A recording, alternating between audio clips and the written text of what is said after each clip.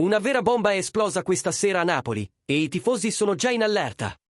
Siamo tornati con un altro aggiornamento caldo e decisivo sul nostro amato Napoli, e lo sapete. Qui le notizie arrivano direttamente dalla fonte, senza giri di parole e con tutti i retroscena svelati. Come sempre, siamo fermamente impegnati a fornirvi le informazioni più recenti, rilevanti e di grande impatto su tutto ciò che accade nell'universo azzurro.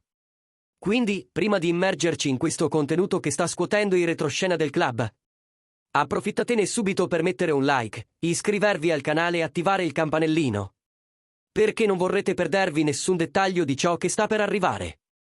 La verità è che qualcosa di grande si sta tramando nei corridoi del Napoli, e i movimenti dietro le quinte indicano che il club sta per fare un altro passo verso un futuro ancora più ambizioso. Preparatevi, perché quello che stiamo per rivelare sta facendo molto discutere. Il tema del momento è Dan Ndoye, l'attaccante svizzero di 24 anni che è diventato il nome più desiderato da Antonio Conte per rafforzare le fasce del Napoli. Secondo il giornalista Nicolò Schira, esperto di calciomercato, il Bologna ha già rifiutato 2 offerte ufficiali del Napoli, la prima di 30 milioni più il terzino Zanoli, e la seconda di 35 milioni in contanti. Il motivo? Il club emiliano ha puntato i piedi per 45 milioni di euro.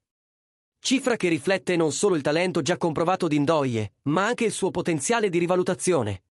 Senza dimenticare un dettaglio che pesa dietro le quinte. Il Basilea ha diritto al 15% su qualsiasi futura vendita.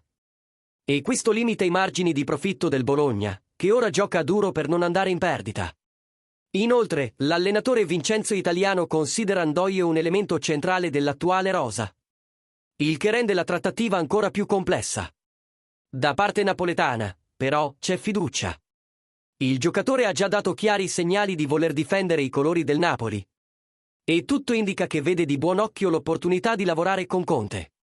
Inoltre, Ndoye è un profilo contiano per eccellenza, forte fisicamente, veloce, versatile, efficiente nell'1 contro 1 e con uno spirito tattico che si allinea perfettamente allo stile verticale e intenso che l'allenatore richiede. Il Napoli sa di aver bisogno di un giocatore così per disputare le 4 competizioni che lo attendono e non vuole rinunciare alla possibilità di rafforzare la rosa con qualcuno che può sbloccare le partite sia in Serie A che in Champions. E ora vogliamo sapere da voi, tifosi azzurri. Pensate che valga la pena pagare 45 milioni per Dan Ndoye? O il Napoli dovrebbe cercare altre alternative sul mercato? Pensi che il giocatore sia il tassello mancante per completare lo schema di Conte sulle fasce? Commenta qui sotto e condividi la tua opinione con la nazione napoletana. E naturalmente, se ti è piaciuta questa analisi esclusiva con tutti i retroscena, lascia un super grazie per sostenere il canale e aiutarci a continuare a portarti tutto in anteprima. Alla prossima, e forza Napoli!